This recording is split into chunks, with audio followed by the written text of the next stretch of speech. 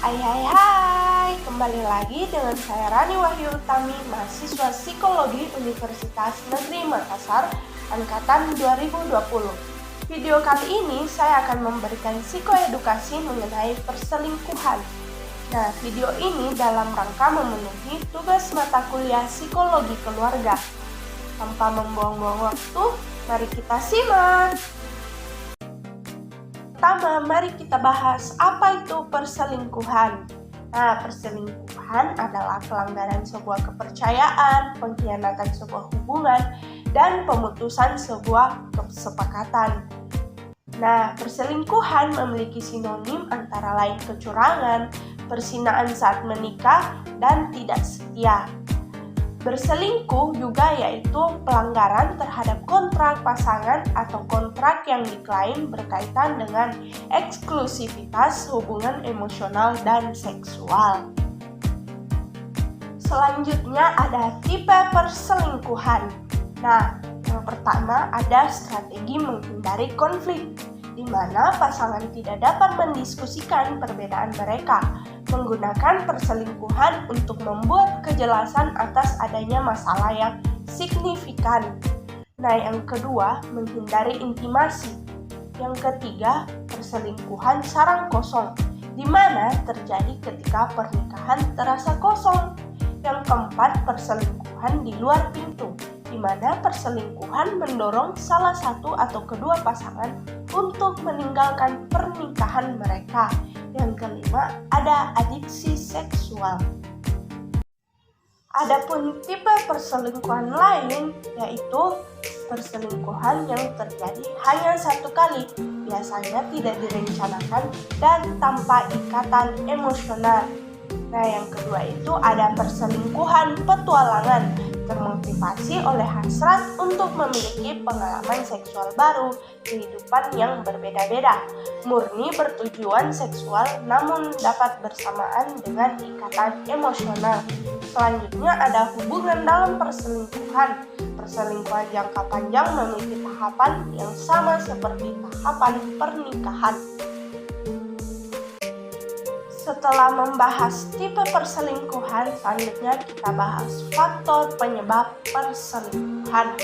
Adapun faktor penyebab perselingkuhan yaitu masalah dalam pernikahan, ketidakpuasan emosional dan seksual, lamanya pernikahan, kehadiran anak, perbedaan kepribadian, perilaku seksual, dan pasangan idaman lain. Nah, dampak yang diberikan dari perselingkuhan yaitu berdampak pada medis, psikologis, dan berdampak pada keretakan rumah tangga atau perceraian. Nah, setelah membahas mengenai apa itu perselingkuhan, jenis-jenis perselingkuhan, penyebab perselingkuhan, dan dampak yang diberikan dari perselingkuhan, selanjutnya kita bahas solusi yang dapat dilakukan ketika terjadi perselingkuhan.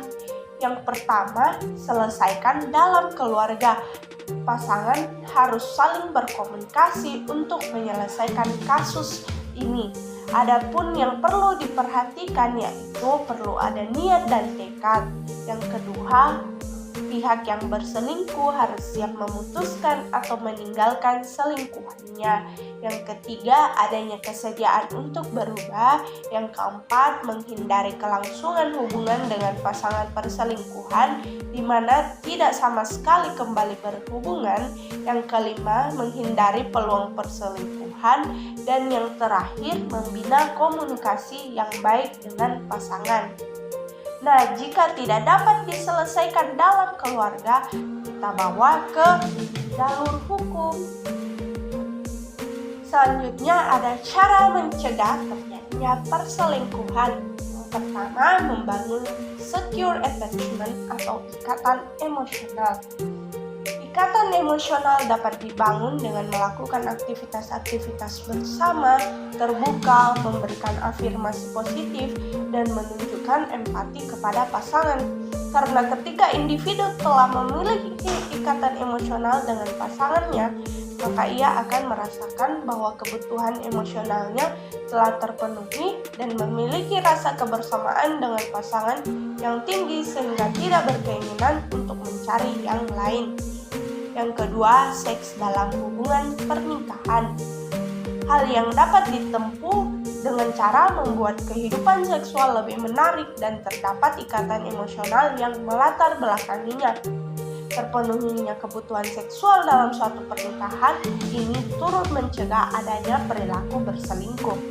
Yang ketiga ada strategi coping dalam menghadapi masalah.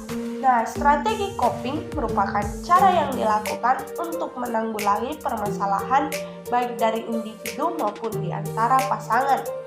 Coping secara individu dapat dilakukan dengan menjauhi luka batin, menyeimbangkan peran, melakukan self-care dan kontrol diri, serta memiliki keinginan untuk berubah menjadi lebih baik.